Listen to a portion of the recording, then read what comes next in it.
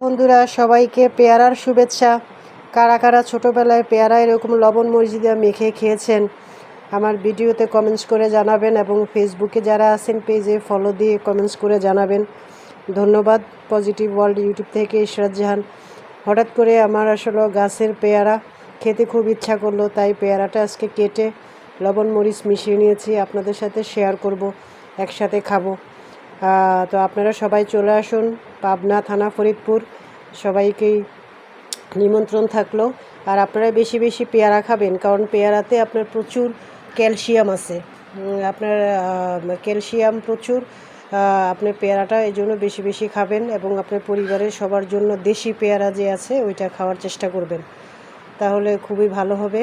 শরীর আপনার খুব পুষ্টি পাবেন, খুব শরীরটা সুস্থ থাকবে, ভালো থাকবে। তো বেশি বেশি দেশি ফলগুলি খাবেন। আর সবাই ভালো থাকবেন, সুস্থ থাকবেন, নিরাপদে থাকবেন।